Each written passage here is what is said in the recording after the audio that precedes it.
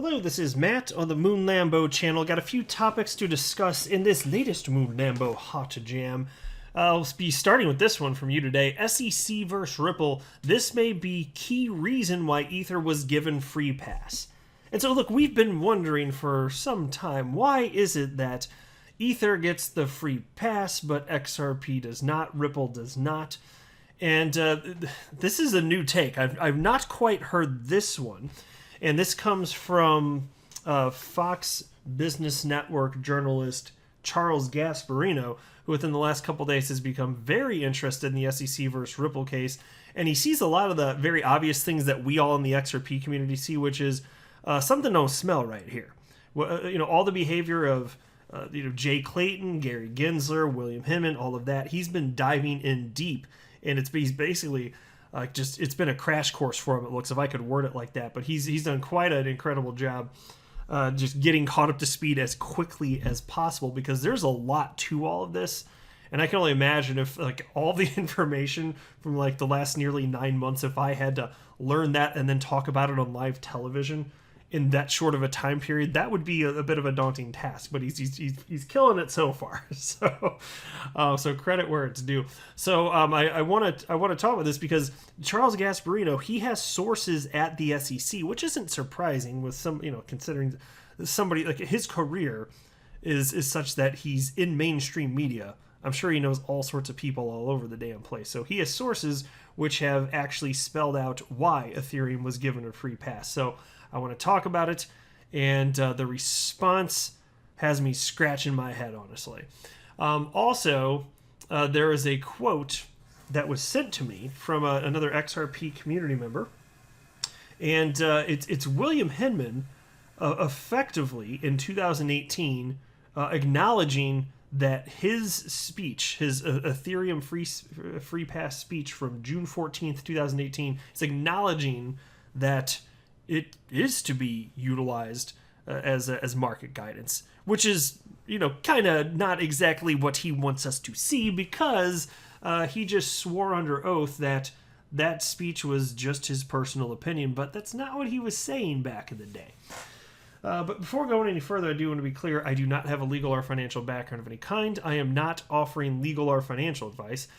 And you definitely should not buy or sell anything because of anything that I say are right. I'm just an enthusiast who enjoys making YouTube videos, all up on the YouTubes, but just as a fun hobby. And so here is a couple tweets back to back from Fox Business Network journalist Charles Gasparino. And check this out. This is fascinating. SEC sources tell Fox Business the logic of the agency's case versus Ripple is that the company's infrastructure is still being built out. So XRP, the token which was used to finance the thing, is considered a security. So pause right there. I've never heard this before. Ripple, the company's infrastructure, is still being built out? I mean, they're is any company ever finished building out anything that they're doing? I guess for some, the answer may be yes, but most companies are always growing and improving it. What do you mean by what does the SEC mean by infrastructure built out? I mean, RippleNet's fully functional, utilizing XRP via on-demand liquidity. Because XRP is just about the only cryptocurrency on the planet that is used in enterprise-grade software, which is amazing. It's functionally being used every single day, moving money around the planet. That's super rare in crypto. Yeah, I know. A crypto actually doing something. Who knew, right? But on-demand liquidity in RippleNet, that is still being built out, but it's 100% functional. Customers can sign up with Ripple whenever they want to, if they so choose, today, as long as there's an operating, in the quarters in which Ripple's operating, obviously. But so what do they mean? The company's infrastructure is still being built out, and as a result, since they're using XRP, it's now considered a security. That doesn't make sense. That's not in line with the multi-factor Howey test. That doesn't make sense. And then he also shared the following, now switching to Ethereum, but on the same topic. Ethereum infrastructure is totally built out and has been for years, thus it's clearly a commodity. Okay, Ethereum, so presumably we're talking about, what are we talking about, like Ethereum Foundation? and how they built it out, and so all the use cases are perfectly, because look, you have to differentiate obviously between the company or entities that are utilizing particular blockchains and the blockchains themselves. You have to do that. And so in the case of XRP, it's a decentralized platform. The XRP Ledger is a decentralized blockchain that has a native cryptocurrency called XRP. And both were created before Ripple, the company, existed, and both were fully 100% functional back then. I mean, think about it. In fact, I had this tweet pulled up just to kind of drive the point home. This is a very short quote from Matt Hamilton, who is a Ripple employee. And he simply stated, "The XRP Ledger, it just works." And so how many times do you hear stories about various blockchains, Bitcoin, Ethereum, needing to be upgraded, people disagreeing on the right path to upgrade them? Some people don't want any changes. How many times do you see disputes along those lines? Pretty damn frequently, don't you? How frequently do you hear such complaints having to do with the XRP Ledger? Almost never.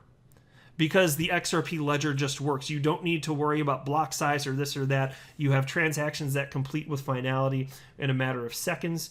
Costs fractions of a penny, uses almost no energy, has a built-in decentralized exchange, has an amendment process built in so that you don't really need to fork unless you absolutely really cannot come to some sort of agreement. But even just the amendment process, maybe if the Bitcoin blockchain had that, maybe it would have at least a few less forks.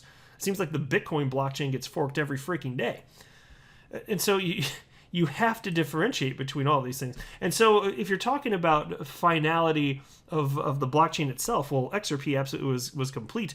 If you want to argue which blockchain was more complete, well, XRP would be more complete than Ethereum back then and today. Because, in fact, Ethereum's switching from proof of work to proof of stake. I mean, what the hell kind of completion is that? So it's completely silly. But if you're really talking about the right way to approach this, you'd be looking at the multi-factor Howey test and considering all of those things. And I'll tell you this too. Like I can articulate exactly where the primary sticking point is in all of this. And the reason that participants in blockchain and crypto state that there isn't sufficient clarity. This is the biggest piece of it in my humble opinion. And it's simply because, as far as the four prongs of the Howey test are concerned, there's one that has to do with whether or not there's a common enterprise. And in order for there to not be a common enterprise, then the cryptocurrency that's in question, it needs to be decentralized, right? If it's centralized, then there's a common enterprise there that's controlling it, right? Seems pretty obvious. So if it's sufficiently decentralized, then there is no common enterprise, and thus the Howey test would not be satisfied, meaning that with the cryptocurrency in question, in this case XRP, would not be a security. But here's the thing. There are no guidelines from the SEC, period, as to what constitutes a sufficiently decentralized cryptocurrency. It doesn't exist. It absolutely doesn't exist. And so if you want to fix this problem, you don't need to take a hammer to everything that has been in place for the better part of a century having to do with securities law. You actually don't. I don't think that you need to have some sort of new regulatory body or anything like that. I think what you need to do is have a framework that accounts for the fact that you have this new technology and these assets that can go from centralized to decentralized and vice versa. Just account for that. And if you do that, then that impacts directly whether or not that particular prong of the Howey test is satisfied, the one indicating whether or not there is a common enterprise. But without in great detail specifying what is centralized and what makes something decentralized, you're not there. But it's not impossible to have those guidelines in place, because if you do that and then you implement a safe harbor law, you're about 90% of the way there already in solving this problem. Like these are the biggest problems that we're facing today, because you got to understand, as far as the four-pronged Howey test is concerned, all four prongs of the Howey test must be satisfied in order for the asset in question to be a security. It can't be 3 out of 4. It has to be 4 out of 4. And then if it's satisfied, that means that whatever asset you're talking about is indeed a security.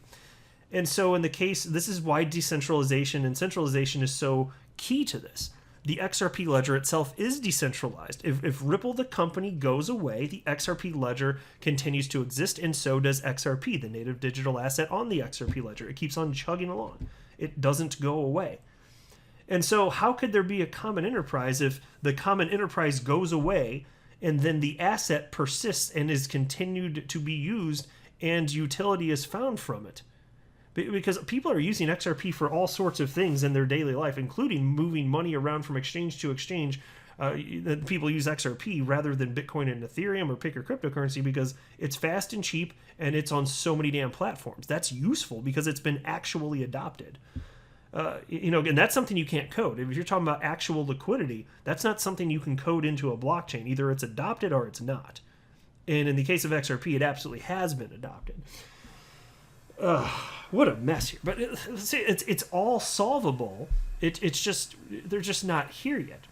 And then Charles Gasparino also wrote, on Ethereum, I'll just reread this part. Ethereum infrastructure is totally built out and has been for years, thus it's clearly a commodity. Hester Peirce argues that all may be the case, but as the SEC splits hairs, crypto innovation is being stifled, so what's needed is a safe harbor that pulls back all this enforcement action developing. Yeah, and so that's absolutely correct. Hester Peirce has been nailing it. She's definitely my favorite person that works at the SEC. She's one of 5 commissioners right there. And man, she is just on point with her analysis of what's going on. She acknowledges, she's very honest and open. There is not sufficient clarity in the crypto space surrounding what is a security, what is not.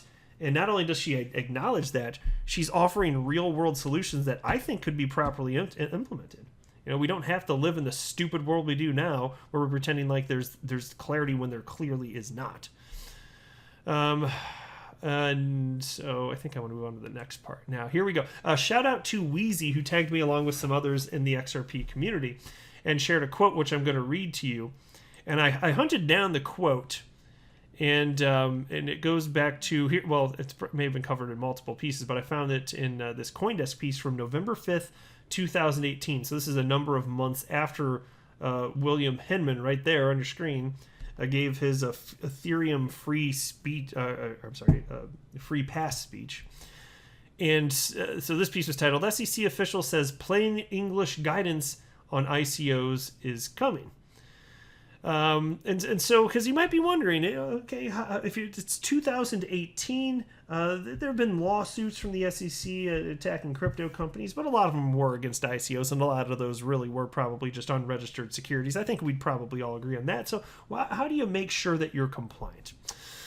Well, check this out.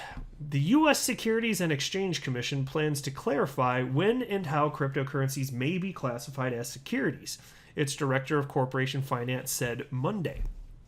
Speaking at the DC FinTech Week conference, SEC Director William Hinman said the regulatory agency intends to release plain English guidance for developers to refer to when planning token offerings. This guidance will help such developers determine on their own whether any potential token offering may be classified as a security or not, according to Hinman, though it's not clear when the guidance will be published. Well, look, I'm a future person. We're almost 3 years past when this article came out and when he said this stuff, and we don't have it. So, as far as when it's going to be clear, when will the guidance be published, it never, it has not happened. And so here's a quote from Hinman at that event, and check this out. This is a stunning admission here. It's just, there's so much evidence. My gosh, there's just so much damn evidence. And the SEC's pretending like there isn't. I mean, my gosh. Internally, I mean, I can only imagine that they must be a bit concerned about their case. A bit concerned. To word it lightly, they must be a bit concerned about their case. But here's the quote. "We also will be putting out more guidance. The idea is a plain English instrument that people can look at, and they'll bring together sort of my Howie meets Gary speech and that analysis. We'll elaborate on that in a very plain English way. So do I think I have a security offering? Look at that guidance, and you should be able to sort things out."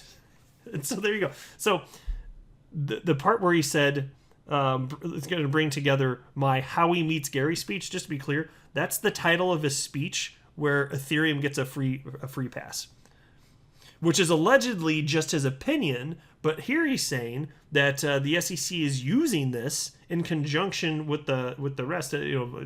Plain English speak. They're using it as guidance. They're putting it together. Well, how is your personal opinion being used in conjunction with official SEC policy to provide guidance? It's just your opinion. What's going on here? Do they even see what the hell they're doing here? Come on. Like, I know we see it. I know you listening, you hear it, you see it too. Of course you do. And they know that we see it. And we know that they know that we know. And still, like we're just in this weird bizarre land where like we have to pretend that reality is not reality. They're lying. We know they're lying. Come on. This is just a bunch of BS. Complete nonsense. And so, Wheezy, thank you very much for tagging me and sharing that with me. I thought that was a good quote, and it's a good find. That's a seriously good find. I don't recall seeing that particular quote ever before. Yeah. It's a weird world we live in, is it not? I'm not a financial advisor. You should not buy or sell anything because of anything that I say or write. That would be a very, very, very bad idea. Until next time, to the moon, Lambo.